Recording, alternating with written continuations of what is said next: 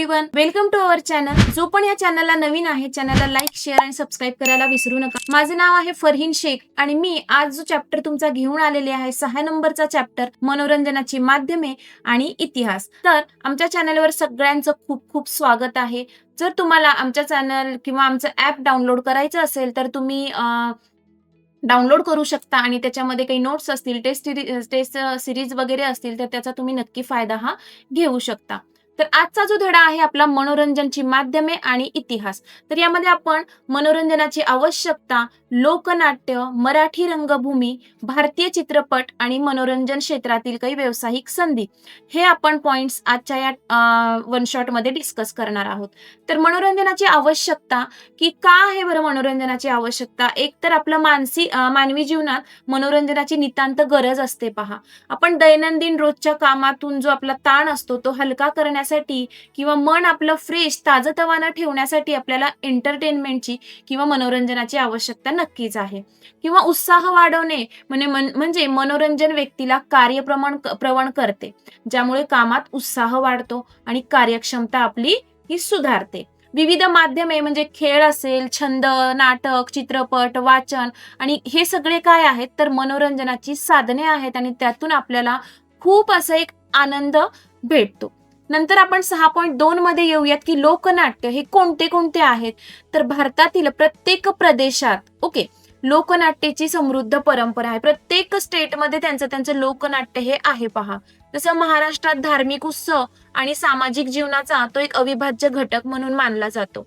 तर त्याचे प्रकार जर आपण पाहिले लोकनाट्यात, दशावतार आहे, तमाशा आहे, भारुड आहे, जागरण गोंधळ आहे, हे सगळं लोकनाट्यामध्ये येतं. पहा, आणि त्याचं सादरीकरण जास्त करून ग्रामीण भागात किंवा खेड्यामध्ये लोकनाट्य आणि लोकनृत्याचा वापर हा अतिशय होत असलेला आपल्याला दिसतो. आता त्यामधलं एक जर आपण पाहिलं कठपुतळ्यांचा प्रयोग, तर यामध्ये कठपुतळ्यांचा प्रयोग म्हणजे कळसूत्री बाहुल्यांचा खेळ हा भारतातील मनोरंजनाचा एक अत्यंत प्राचीन असा प्रकार मानला जातो. पहा, तर याविषयी माहिती जर पाहिली आपण तर प्राचीनतामध्ये जर पाहिलं तर मोहेंजोदडो आहे, हडप्पा आहे, इजिप्त आहे, ग्रीस आहे. येथील जे उत्खनन किंवा इथं जे खोदलेलं होतं तेव्हा तिथे एक मातींच्या बाहुल्यांचे एक अवशेष सापडले.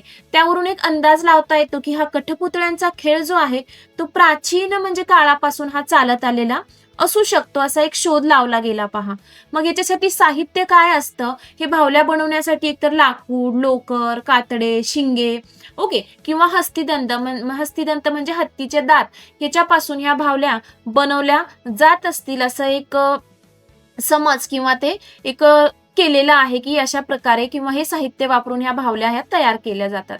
कठपुतळ्यांचा प्रकार जर आपण पाहिला तर 4 प्रकार आहेत. तर छाया बाहुली एक आहे, हात बाहुली एक आहे आणि काठी बाहुली आहे आणि सूत्र बाहुली आहे. हे कठपुतळ्यांच्या प्रकारामध्ये येऊ शकतं. ह्याचं सादरीकरण आपण पाहिलं तर हा प्रयोग रंगवण्यासाठी सूत्रधार किंवा होस्ट आपण म्हणू त्याला एक तो कौशल्यपूर्ण असला पाहिजे, ते महत्वाचं आहे. छोटे छोटे स्टेज असतात, लहान रंगमंच आहे, प्रकाश आणि ध्वनी यांचा सूचक यामध्ये वापर केलेला आहे. पहा, प्रादेशिक शैलीमध्ये जर आपण पाहिलं या खेळाचा राजस्थानी आणि दक्षिणात्य, राजस्थानकडचा भाग आणि दक्षिणात्य भाग असे 2 पद्धती या कठपुतळ्यांच्या खेळामध्ये मानल्या जातील. तर महाराष्ट्र, राजस्थान, उत्तर प्रदेश, आसाम, पश्चिम बंगाल, आंध्र प्रदेश यांसारख्या राज्यामध्ये हे कठपुतळ्यांचा खेळ करणारे कलावंत हे आढळून येतात. आणि ऐतिहासिक संदर्भ जर यांचा आपण तपासला तर पंचतंत्र आणि महाभारत यांसारख्या प्राचीन ग्रंथामध्ये या खेळाचा उल्लेख झालेला आपल्याला दिसून येईल. नंतरचे एक लोकनाट्य आहे दशावतारी नाटके. तर तुम्हाला या पिक्चर मधूनच कळत असेल की कशा टाईपनं तो नाटक असतो किंवा कॉस्ट्युम कसा असतो वगैरे. तर दशावतारी जे नाटके आहेत ही महाराष्ट्राची एक लोक परंपरेतील एक अत्यंत समृद्ध अशी कला आहे की वाढत गेलेली कला आहे. उगम आणि क्षेत्र याचा जर पाहिला आपण तर दशावतारी नाटके प्रामुख्याने महाराष्ट्रामधील जो कोकणचा एरिया आहे, सिंधुदुर्ग, रत्नागिरी आणि गोवा भागात हे दशावतारी नाटके सादर केली जातात. पहा, त्याची संकल्पना म्हणजे याच्यामध्ये नेमकं काय असतं, हे नाटक कसं केलं जातं. तर यामध्ये भगवान विष्णूंचा 10 अवतार असतात. भगवान विष्णूचे त्यामधले मत्स्य, कूर्म, वराह, नरसिंह, वामन, परशुराम, कृष्ण, बुद्ध व कल्की असे एक याच्या आधारे हे दशावतारी नाटक हे असतं. आणि याचं सादरीकरण जर आपण पाहिलं की हे कसं लोकांसमोर आणतात, कसं प्रेझेंट करतात, तर ही नाटके बहुधा म्हणजे वार्षिक जत्रा जी असते आपल्या छोट्या मोठ्या गावामध्ये वर्षाची एक जत्रा भरते पहा. त्या जत्रेमध्ये किंवा धार्मिक उत्सव असेल यावेळी हे नाटके सादर केली जातात. आणि नाटकाच्या सुरुवातीला गणपती असो, सरस्वती असेल यांची पूजा केली जाते, स्तवन केलं जातं आणि यामध्ये जो होस्ट असतो तो खूप महत्वाचा असतो, जो कथेचं सूत्र करत असतो. ओके, ह्याचे 2 भाग पडतात, ते म्हणजे पूर्व रंग आणि उत्तर रंग. तर पूर्व रंगामध्ये एक इंट्रोडक्शन असेल आणि ईश्वराचं स्तवन असेल, ईश्वराला एक प्रार्थना केली जाते पहा. आणि उत्तर रंग जर पाहिला आपण तर त्यामध्ये पूर्ण स्टोरी किंवा मुख्य कथा ही सांगितली जाते दशावतारी नाटकामध्ये.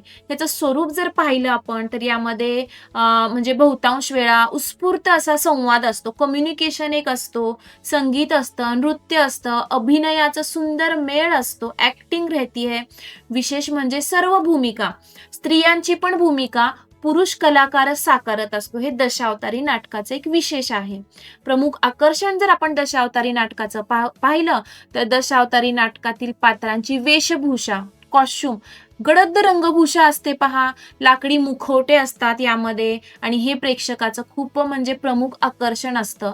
आणि यामध्ये पौराणिक कथा असतील त्या सामान्य लोकांपर्यंत पोहोचवण्याचं एक माध्यम म्हणजे दशावतारी नाटक आहे. नेक्स्ट लोकनाट्य म्हणजे भजन आहे पहा. तर भजनची व्याख्या म्हणजे भजन म्हणजे ईश्वराचं नामस्मरण करून त्याचे गुणगान गाणे, ईश्वराला आठवण करणं आणि त्याचं गुणगान गाणं.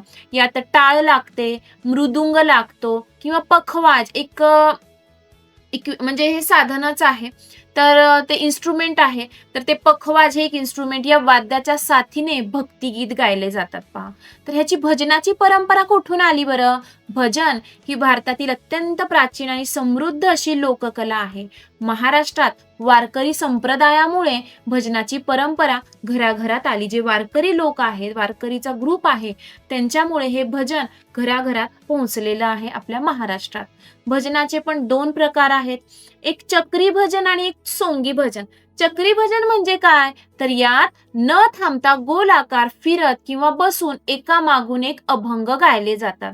त्याला चक्री भजन म्हणतो, की न थांबता नॉन स्टॉप अभंग गाणं म्हणजे चक्री भजन झालं. सोंगी भजन म्हणजे एखाद्या भजनाच्या दरम्यान काही प्रसंगाचा किंवा पात्रांचा एक मिमिक्री किंवा सोंग घेऊन सादरीकरण करणं म्हणजे ते झालं सोंगी भजन. ओके, आता याचा उद्देश काय आहे बरं? तर भजनाचा मुख्य हेतू पाहिला आपण तर भक्ती करणं, आध्यात्मिक आनंद मिळवणं, परंतु त्यातून सामाजिक एकता आणि नैतिक मूल्य म्हणजे चांगलं वाईट लोकांना सांगणं, त्याची जोपासना करणं, हे भजनाचा मेन उद्देश आपल्याला सांगता येईल. आणि याचं महत्व जर आपण पाहिलं तर महाराष्ट्रातील सांस्कृतिक जीवनात भजन, कीर्तन आणि जागरण गोंधळ यासारख्या लोककलांना विशेष असं स्थान दिलं गेलेलं आहे. नंतरचं जर पाहिलं आपण तर कीर्तन म्हणजे काय? यामध्ये पण लाईक भजन सारखंच की ईश्वराचं गुणगान गाणं आणि ते पण कथेच्या माध्यमातून सांगणं. ओके, कथेच्या माध्यमातून केलेलं प्रबोधन ते म्हणजे झालं कीर्तन. तर याची परंपरा कुठून आली? तर कीर्तनाचे परंपराचे जे आद्य प्रवर्तक होते सुरुवातीचे नारद मुनी मानलं जायचं त्यांना, ते महाराष्ट्रात संत नामदेवांनी कीर्तनाच्या माध्यमातून नाचू कीर्तनाचे रंगी, ज्ञानदीप लावू जगी अशी प्रतिज्ञा केली कीर्तनाच्या माध्यमातून. तर कीर्तनाचे पण 2 भाग असतात, पूर्व रंग आणि उत्तर रंग. तर यात निरूपण, अभंगाचा अर्थ सांगणं. पूर्व रंग म्हणजे जो पण अभंग गात आहे उसका मीनिंग बताना किंवा त्याचा अर्थ सांगणं. उत्तर रंग जर पाहिला यात कथारूप मांडणी करणं म्हणजे पूर्ण आख्यान सांगणं, डिटेलमध्ये सांगणं. असे कीर्तनाचे पण 2 पार्ट आहे. आता याची परंपरा जर पाहिली, नारदीय हरिदास आणि वारकरी अशा 2 प्रमुख अशा पद्धती आहेत कीर्तनाच्या पण. आणि त्याच्या समाजामध्ये काय महत्व आहे तर कीर्तनाच्या माध्यमातून एज्युकेशन, नीतिमत्ता म्हणजे समाज प्रबोधन हे कीर्तनातून केलं जातं किंवा स्वच्छतेपासून ते राष्ट्रीय एकात्मतेपर्यंत अनेक विषय हे कीर्तनामध्ये मांडले जातात. जसं की एक गाडगे महाराज आहेत, ते कीर्तन करतात, ते स्वच्छतेतून लोकांना सगळं सांगून जायचे पहा. आता राष्ट्रीय कीर्तन यामध्ये काय आहे? राष्ट्रीय कीर्तनाचा उगम पाहिला तर स्वातंत्र्य चळवळीच्या काळात हा प्रकार पुढे आला. तर वाई दासोपंत पटवर्धन यांनी याची सुरुवात केली पहा. आणि विषय जर आपण पाहिला नारदीय पद्धतीप्रमाणे सादरीकरण करणं. यात स्वतंत्र चळवळीतील काही नेते आहेत, शास्त्रज्ञ होऊन गेले किंवा जे समाज सुधारक आहे त्यांच्या चरित्राचं समाज प्रबोधन केलं जातं. कशामध्ये? राष्ट्रीय कीर्तनामध्ये. नंतर चौथा जर आपण पाहिला सत्यशोधकी कीर्तन, तर यामध्ये संस्थापक ह्याचे जर मानले गेले तर महात्मा ज्योतिराव फुले यांनी सत्यशोधक समाजाच्या माध्यमातून ही सुरुवात केली. प्रबोधन यामध्ये होतं की जातीभेद निर्मूलन, एज्युकेशन आणि समाज जागृतीवर भर. ओके. आणि गाडगे महाराजांचं जर आपण पाहिलं तर संत गाडगे महाराजांच्या जे कीर्तन आहे त्या परंपरेशी एक साधर्म्य सांगणारी, म्हणजे आपण सारखेपणा साधणारी अशी होती. तर त्यामध्ये त्यांनी स्वच्छता आणि व्यसनमुक्ती याच्यावर गाडगे महाराजांनी म्हणजे कीर्तन हे केलेले आहे. तर तुमच्यासमोर एक प्रश्न आलाय, महाराष्ट्राचे आद्य कीर्तनकार ... यांना मानलं जातं संत तुकाराम, संत नामदेव, संत ज्ञानेश्वर की संत एकनाथ? याचा आन्सर नक्की मला कमेंटमध्ये करा. नंतरचं लोकनाट्य आपण पाहिलं तर ललित आहे पहा. प्राचीन परंपरा हे ललित हे महाराष्ट्रातील मनोरंजनाचे एक जुनं आणि लोकप्रिय माध्यम आहे. धार्मिक संदर्भ, नारदीय कीर्तन, परंपरेत कीर्तनाच्या शेवटी ललित सादर करणं ही प्रथा आहे. हे प्रामुख्याने उत्साहाच्या सांगता समारंभ म्हणून ओळखला जातो. ओके. ह्याचं सादरीकरण जर आपण पाहिलं, आता आपण सर्व मिळून देवाला ललित मागूया असं स्टार्टिंग होते, असे म्हणून याची सुरुवात होते. आणि यात की देवतेचं स्तवन केलं जातं किंवा प्रार्थना केली जाते. स्वरूप ललित कसं असतं? नाट्य रूपात असतं. ओके. यात कृष्णलीला, पौराणिक कथा, विविध पात्रांची सोंगे हे आपण यामध्ये केली जातात किंवा ते आणली जातात पहा. आणि समाजामध्ये ललिताचं महत्व जर आपण पाहिलं तर नागरी नाटकाच्या सुरुवातीच्या काळात ललिताचा मोठा प्रभाव होता पहा. आणि ग्रामीण भागात जो खेडे आहेत तिथे लोकरंजनासाठी ललिताचा वापर हा केलेला आहे आणि आजही केला जातो. तर तुम्हाला या जर नोट्स पाहिजे असतील तर तुम्हाला आमचं ऍप डाउनलोड करावं लागेल आणि तुम्हाला फ्री मटेरियल मध्ये जाऊन, फ्री कंटेंट मध्ये जाऊन, क्लास 10th महाराष्ट्र बोर्ड तिथं जाऊन तुम्हाला या म्हणजे जे आपण काही तुम्हाला नोट्स पाहिजेत वन शॉट, तर तुम्हाला तिथं लिहिलेलं असणार आहे सेमी इंग्लिश, इतिहास, राज्यशास्त्र आणि भूगोल. तर तिथून तुम्ही ह्या नोट्स डाउनलोड करू शकता किंवा पाहू शकता. नंतरचं लोकनाट्य आपण पाहूयात भारूड. ह्याची व्याख्या आध्यात्मिक आणि नैतिक शिक्षण देणार. ओके. मराठीतील एक महत्वाचं लोकगीत म्हणजे भारूड आहे. याचा प्रसार कसा झाला? मग संत एकनाथांनी भारूड हा प्रकार महाराष्ट्रात अत्यंत फेमस केला पहा. बहुरूढ ते भारूड अशी याची एक व्याख्या होती. आधी यांना बहुरूढ असं म्हणून नंतर त्याची व्याख्या भारूड मध्ये म्हणजे त्याचं हे झालं पहा. आणि एकच उद्देश होता की मनोरंजनाच्या माध्यमातून लोकशिक्षण देणं आणि समाजात प्रबोधन करणं. आणि हे भारुडाचा मेन असा उद्देश आहे. तर त्याचं सादरीकरण कसं होतं? तर यात विविध प्रकारची सोंगे, जोशी वाग्या मुरळी, आंधळा पांगळा असं म्हणजे घेतली जातात पहा. एक मिमिक्री टाइप किया जाता है. हे प्रामुख्याने नाट्यात्मक असते, त्यात संगतीची जोड असते, साध्या आणि सोप्या घरगुती रूपकांचा यामध्ये वापर असतो. सासू, सून, विंचू वगैरे. एक कॉमेडी टाइप हमें ये लगेगा आप जब सुनोगे. तर आध्यात्मिक तत्वज्ञान हे सांगितलं जातं भारुडामध्ये. याचे वैशिष्ट्य म्हणजे एकनाथांचं विंचू चावला हे जे भारूड आहे, तुम्ही ऐकलं असेल ना, हे खूप महाराष्ट्रात प्रसिद्ध झालेलं एक भारूड आहे की विंचू चावला. आता दशावतारी नाटके एक प्रश्न आहे, ते मनोरंजनाचं माध्यम हे प्रामुख्याने ... भागात होतं. तर विदर्भ, खानदेश, कोकण की मराठवाडा कोणत्या भागात दशावतारी नाटके हे केली जातात ते कमेंट मध्ये मला सांगू शकता. मला काही आता तुम्हाला सांगायचं आहे पहा. हे आमचे स्टुडंट आहेत, गेल्या वर्षी आमच्याकडून शिकलेले हे मुलं आहेत पहा. आणि यांनी खूप असा चांगला आमच्याकडून वर्षभर लाईव्ह शिकून हा रिझल्ट घेतलेला आहे. त्यामध्ये गुंजन व्यास जी होती तिला 100 out of 100 मार्क आहेत. ओके. नंतर व्यंकटेश होता सेमी इंग्लिशला, तो आमच्याकडे होता, तर त्याला पण 100 पैकी 100 असे मार्क आहेत पहा. तर आमचे 127 स्टुडंट आहेत, ते 90+ त्यांनी घेतलेले मार्क आहेत किंवा टक्केवारी. 203 असे स्टुडंट आहेत की 85% प्लस आहेत आणि 31 विद्यार्थी असे आहेत की त्यांच्या शाळेतून त्यांनी फर्स्ट रँक घेतलेला आहे. आणि नक्कीच याच्या नंतरच्या बॅचचे तुम्ही होऊ शकता याची मी खात्री देते. तुम्ही आमची बॅच नक्की घ्या. आणि ही आमची पूर्ण टीचरची सुपर अशी टीम आहे. इंग्लिश मीडियम आणि सेमी इंग्लिश दोन्ही म्हणजे मीडियमसाठी इथं शिकवलं जातं पहा. तर तुम्ही जर बॅच घेतली तर आमच्या बॅचमध्ये नेमकं तुम्हाला काय भेटणार, तर लाईव्ह सेशन असेल on each and every topic. प्रत्येक टॉपिकवर लाईव्ह सेशन होईल. पूर्ण कंप्लीट सिलेबस आम्ही वर्षभरात तुमचं कंप्लीट करणार आहे. आणि तुम्ही मोबाईल असेल, PC असेल, टॅबलेट असेल किंवा दोन्ही किंवा iOS याच्यातून हे लाईव्ह क्लास अटेंड करू शकता. म्हणजे या सगळ्यामध्ये ॲक्सेस तुम्हाला दिलं जाईल. रेकॉर्डिंग ऑफ ईच क्लास, प्रत्येक क्लासची रेकॉर्डिंग अवेलेबल राहील. जर एखादं लाईव्ह क्लास तुमच्याकडून मिस झाला असेल तर त्याची रेकॉर्डिंग हे अवेलेबल राहील.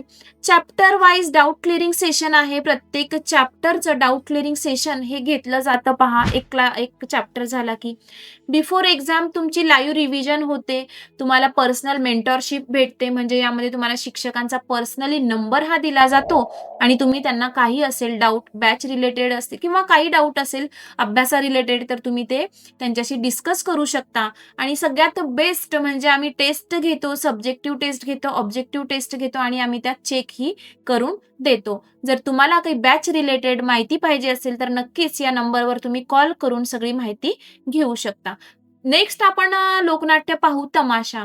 त्याचा अर्थ जर पाहिला, तमाशा हा मुळात पार्शियन शब्द असून त्याचा अर्थ म्हणजे चित्तवेधक दृश्य. त्याचं स्वरूप पाहिलं, महाराष्ट्रातील एक अत्यंत लोकप्रिय आणि प्रगल्भ अशी लोककला आहे. ही कला विविध लोककला आणि अभिजात कलांच्या मिश्रणातून तयार झालेली कला आहे. तर तमाशाचे पण 2 प्रमुख प्रकार आहेत. तो एक आहे ढोलकीचा आणि दुसरा आहे संगीताचा.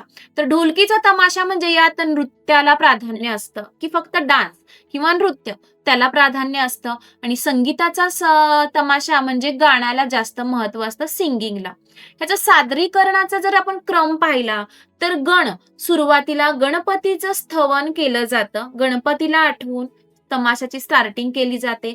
नंतर गवळण येते, गवळण सादर केली जाते. नंतर वग म्हणजे ग्रुप. तर तमाशाचा मुख्य भाग म्हणजे नाट्य. यात एखादी कथा, एक स्टोरी आपल्याला नाट्य रूपाने मांडली म्हणजे जाते किंवा ते दाखवली जाते. फेमस म्हणजे लोकप्रियतेमध्ये महाराष्ट्रात या कलेला राजाश्रय किंवा लोकाश्रय या दोन्ही मोठ्या प्रमाणात आपल्या महाराष्ट्राला लाभलेला आहे. आणि यातील विनोद आणि सळसळते संगीत हे प्रेक्षकांना खूप खिळवून ठेवत आहे. तर हे एक महाराष्ट्रासाठी खूप खास आणि एक फेमस असा तमाशा आहे पहा. नंतरचं जर लोकनाट्य पाहिलं आपण, पोवाडा. तर व्याख्या पाहिली, पोवाडा हा वीर श्रीपूर्ण शौर्य गाथा काव्य प्रकार आहे. यात ऐतिहासिक प्रसंग किंवा व्यक्तीच्या कार्याचे अत्यंत स्फूर्तिदायक वर्णन आपल्याला पोवाड्यामध्ये दिसून येईल.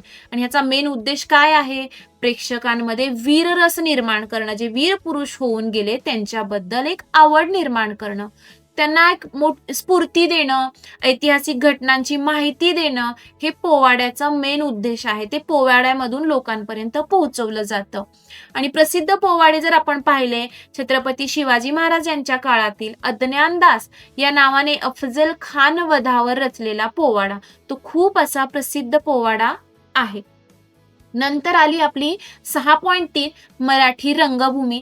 यामध्ये याची जर व्याख्या आपण पाहिली, ललित कलामध्ये नाटक ही एक महत्वाची कला आहे. व्यक्तीनं किंवा समुदायानं ललित कला ही सादर केली जाते पहा. ओके. आणि त्याचं स्थान म्हणजे आहे रंगभूमी. ओके. मग याचं जर आपण पाहिलं, मराठी रंगभूमीचा उगम जर आपण पाहिला तर 18व्या शतकाच्या उत्तरार्धात त्याचा झाला उगम. तर विष्णुदास भावे यांना मराठी रंगभूमीचे जनक असं म्हटलं जातं. आणि सीता स्वयंवर हे पहिलं त्यांचं मराठी नाटक त्यांनी सादर केलेला आहे.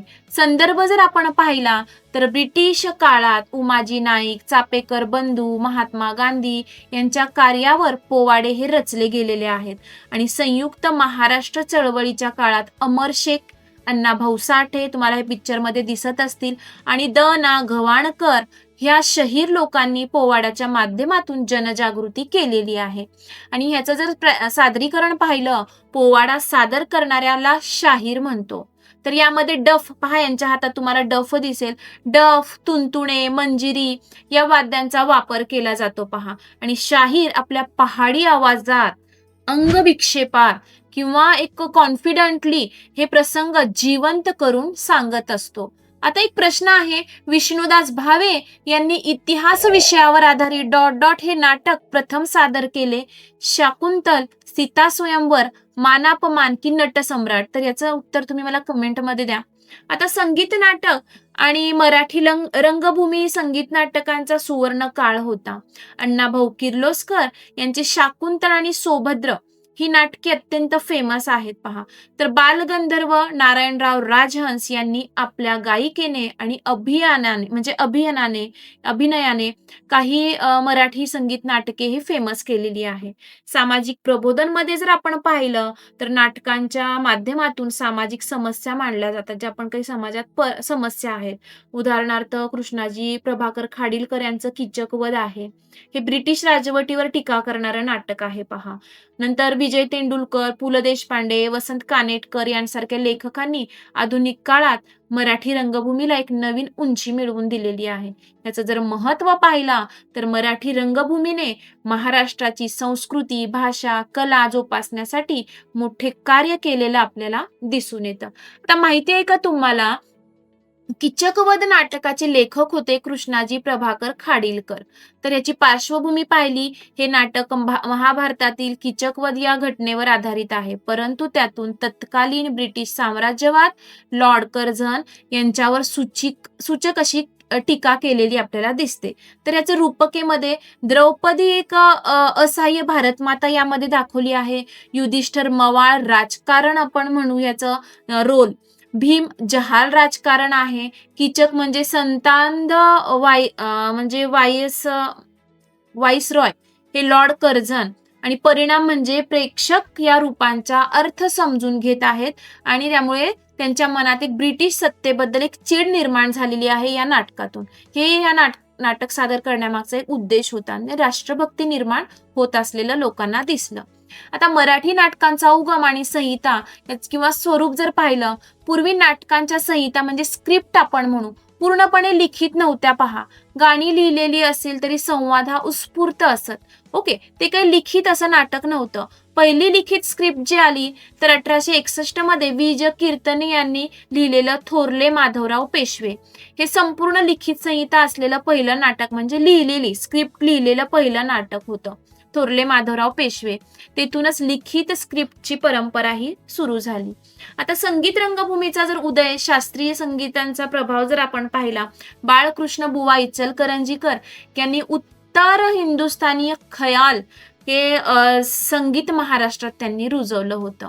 आणि नामवंत गायक होते उस्ताद अल्लादिया खान, उस्ताद अब्दुल करीम खान आणि उस्ताद रहमत खान यांनी याला संगीताची गोडी निर्माण केली, ज्यातून संगीत नाटकाचा जन्म झाला, म्हणजे नाटकामध्ये म्युझिक ऍड झाली. आता गाजलेली काही नाटक आणि नाटककार आहेत हे तुम्हाला पाठ पाहिजे पहा. तर अण्णाभाऊ साहेब किर्लोस्कर यांचं प्रसिद्ध नाटक होता संगीत शाकुंतल आणि किर्लोस्कर मंडळीचे अतिशय गाजलेले हे नाटक होते. वैशिष्ट्य पाहिलं नंतर गोविंद बल्लाळ देवल यांचं प्रसिद्ध नाटक होतं संगीत शारदा आणि जरठकुमारी विवाह या अनिष्ट परंपरेवर त्यांनी टीका केलेली आहे या नाटकामध्ये. श्रीपाद कृष्ण कोल्हटकर मूकनायक हे त्यांचं नाटक होतं प्रसिद्ध आणि संगीत रंगभूमीवरील त्यांचा महत्वाचा योगदान हे ठरलेलं आहे, हे वैशिष्ट्य आहे. कृष्णाजी प्रभाकर खाडीलकर तर हे यांचं एक नाटक होतं संगीत मानापमान. तर हे लोकप्रिय संगीत नाटक होतं पहा, त्याचं वैशिष्ट्य. आणि राम गणेश गडकरी एकच प्याला दारूच्या व्यसनाचे दुष्परिणाम दर्शवणारं हे अजरामरवर नाटक होतं, याचं हे वैशिष्ट्य होतं.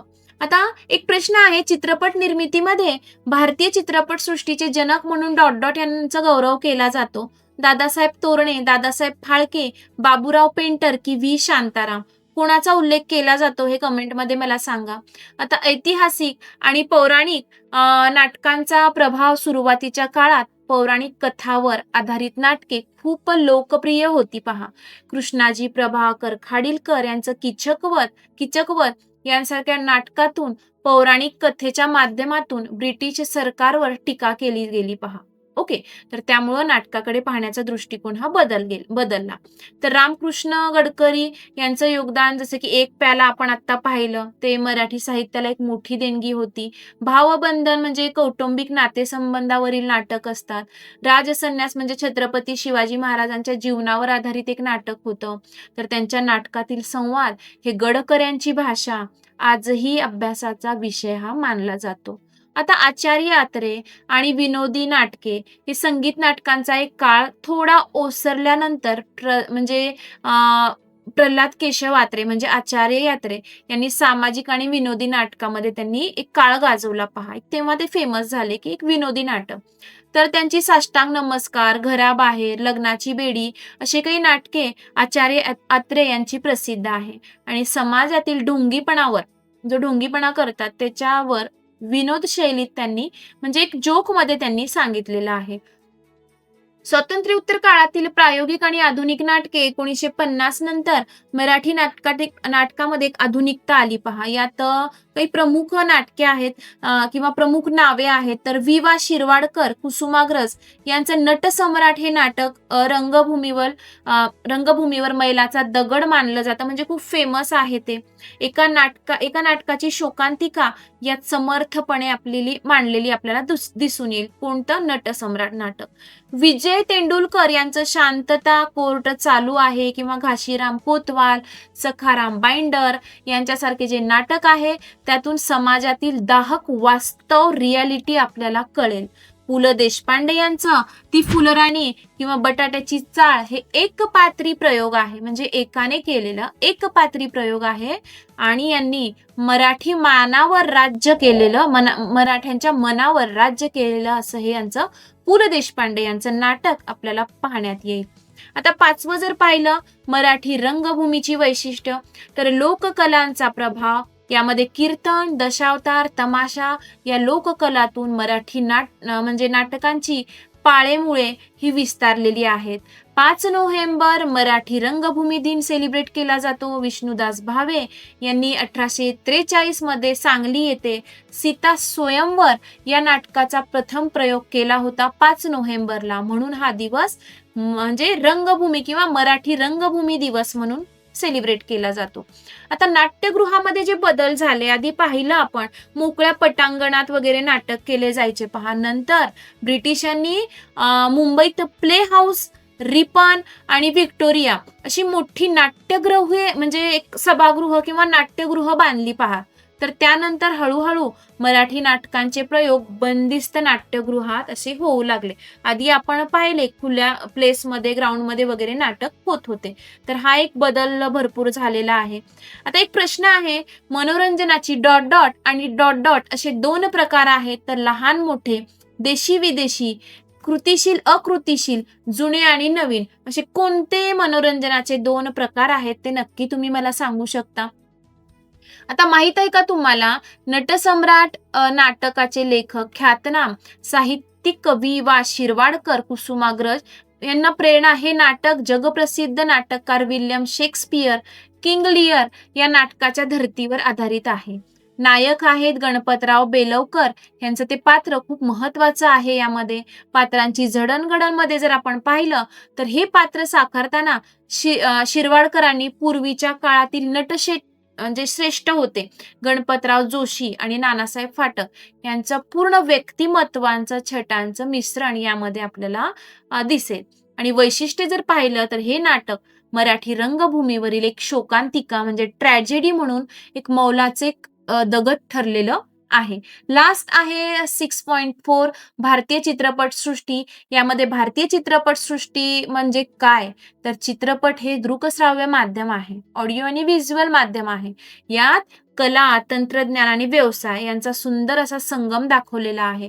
भारतीय चित्रपट सृष्टीचे जे जनक आहेत ते आहेत दादासाहेब फाळके, म्हणजे धुंडीराज गोविंद फाळके असं त्यांचं नाव आहे आणि यांना भारतीय चित्रपट सृष्टीचे जनक मानले जाते पहा. पहिली सुरुवात 1913 मध्ये त्यांनी केली. तर राजा हरिश्चंद्र हा त्यांचा पहिला पूर्ण लांबीचा मूकपट तयार करून त्यांनी भारतात चित्रपटाचा पाया घातलेला आहे. आता ऐतिहासिक चित्रपटाची परंपरा जर आपण पाहिली, सुरुवातीच्या काळात पौराणिक आणि ऐतिहासिक विषयावर चित्रपट बनवण्याकडे कल होता. सेंद्री, ओके, अयोध्येचे राजा, पहिला बोलपट, नंतर यांसारखे चित्रपटांनी इतिहास लोकांपर्यंत पोहोचवलेला आहे. भालजी पेंढारकर आणि ऐतिहासिक चित्रपटांच्या माध्यमातून आपल्याला राष्ट्रीयत्वाची भावना ही जागृत झालेली दिसून येईल. आता चित्रपट आणि इतिहासाचा काय संबंध आहे बरं? तर ऐतिहासिक चित्रपट बनवताना या काळातील वेशभूषा असेल, शस्त्रे असतील, वास्तुकला असेल किंवा किल्ले राजवाडे, वास्तुकला म्हणजे, तर सामाजिक चालीरीती, भाषा आणि अचूक अभ्यास करण्यासाठी आपल्याला इतिहासाची मदत घ्यावी लागते. मुघल ए आझम, डॉक्टर कोटनीस की अमर कहाणी यासारखे ऐतिहासिक चित्रपट हे खूप प्रसिद्ध आहे. जर आधुनिक काळ आपण पाहिला तर आज चित्रपट सृष्टीने जागतिक स्तरावर प्रगती केली असून अनेक प्रादेशिक मराठी, तमिळ, तेलुगू या भाषेमध्ये हे चित्रपट आहेत आणि हे देखील त्यामध्ये उत्तम दर्जाचं स्थान हे बनत आहेत. आता मनोरंजनाच्या क्षेत्रामध्ये काय काय आपल्याला जॉबच्या संधी आहेत, तर मनोरंजन क्षेत्रातील व्यावसायिक संधी, इतिहास आणि मनोरंजन या क्षेत्राचा परस्पर संबंध खूप जवळचा आहे. या क्षेत्रात इतिहासाच्या विद्यार्थ्यांना जॉबच्या संधी आहेत किंवा रोजगाराच्या अनेक संधी आहेत. तर चित्रपट आणि दूरदर्शन मध्ये जर आपण पाहिलं काय संधी आहेत, तर ऐतिहासिक सल्लागार म्हणून घेतात. ऐतिहासिक मालिका असेल, चित्रपट असेल, ते तयार करताना त्या काळातील अचूकता तपासण्यासाठी इतिहास तज्ञाची गरज आहे. नक्कीच पात्रांची बोलीभाषा, सामाजिक रूढी परंपरा, त्या काळचं वातावरण, त्याचं मार्गदर्शन करण्यासाठी पण इतिहासक किंवा इतिहास तज्ञाची गरज असते पहा. लेखन मध्ये का बरं संधी, तर ऐतिहासिक पात्रांच्या कथा, पटकथा, कम्युनिकेशन किंवा संवाद लेखन, त्यामध्ये इतिहासाची जाण असलेला लेखक पाहिजे, तर त्यासाठी लेखकांची मागणी होऊ शकते. नैपथ्य आणि सजावट मध्ये चित्रपटाचा संच सेट उभारताना किंवा त्या काळातील वास्तुकलेशी म्हणजे किल्ला, राजवाडे यांची सुसंगत असा लावणारा योग्य असा कला दिग्दर्शक हा पाहिजे आणि त्याचा इतिहासाचा त्याला आधार हा घ्यावा लागतो. आता नाटकाच्या निर्मितीमध्ये इतिहासाचा अभ्यास असलेल्या व्यक्तीसाठीच्या जॉबच्या संधी जर पाहिल्या, तर अचूकता, नाटकातील नेपथ्य म्हणजे स्टेजची डिझाईन आपण म्हणू, कॉस्ट्युम असेल, केशभूषा असेल, रंगभूषा असेल किंवा मेकअप आपण म्हणू, या सर्व घटक या विशिष्ट ऐतिहासिक काळात सुसंगत असणं आवश्यक आहे की तेव्हाचं हे कसं होतं, कॉस्ट्युम कसं होतं, हेअरस्टाईल कशी होती, रंगभूषा कशी होती, मेकअप वगैरे कसं होतं. मग यामध्ये या काळातील चित्रकला, शिल्पकला, ओके, स्थापत्यकला यांचा सखोल अभ्यासकाचा जाणकार असणं आवश्यक आहे. आणि संधी जर इतिहासाचा अभ्यासक अशा नाटकांसाठी कला दिग्दर्शक आणि तांत्रिक सल्लागार म्हणून काम करू शकतो. आता संवाद आणि भाषा सल्लागार मध्ये स्क्रिप्ट रायटिंग किंवा लँग्वेज एक्सपर्ट्स पाहिजे. तर ऐतिहासिक संदर्भ, नाटकातील संवाद हे त्या काळातील संस्कृती आणि भाषेला साजेसा असा संवाद पाहिजे, कम्युनिकेशन. तज्ञाची भूमिकामध्ये संवाद, लेखनाच्या प्रक्रियेत भाषेचा इतिहास आणि तत्कालीन म्हणजे तेव्हाची संस्कृतीचा जाणकार असणारा अभ्यासक किंवा सल्लागार असणं आवश्यक आहे. कुणाला संधी, तर एखाद्या विशिष्ट कालखंडातील शब्दरचना, वाक्यप्रचार, बोलण्याची पद्धत आणि अचूक ठेवणारा इतिहास तज्ञ किंवा लेखक यामध्ये मदत हा करू शकतो. आता आपण स्वाध्याय जर पाहिला तर महाराष्ट्राचे आद्य कीर्तनकार कोणाला म्हटलं जातं, बाबूराव पेंटर यांनी डॉट डॉट हा चित्रपट सादर केला. चुकीच्या जोडीसाठी पहा, तर रायगडला जेव्हा जाग आली हे कोणाचं नाटक आहे, टिळक आणि आगरकर हे, किंवा साष्टांग नमस्कार आणि एकच प्याला, ह्याच्यासाठी तुम्हाला जे नाटक आणि नाटककार हे आपण पाहिलं. नंतर तक्ता पूर्ण करण्यासाठी आपण जे लोकनाट्य पाहिले, भजन, कीर्तन, लळित, भारूड, तर त्याचे गुणवैशिष्ट्य आणि एक एक उदाहरण तुम्हाला लिहावं लागेल. हे पण पेपरमध्ये आलं होतं पहा. टिपा लिहामध्ये मनोरंजनाची आवश्यकता, मराठी रंगभूमी आणि रंगभूमी व चित्रपट क्षेत्राशी संबंधित काही व्यावसायिक क्षेत्र.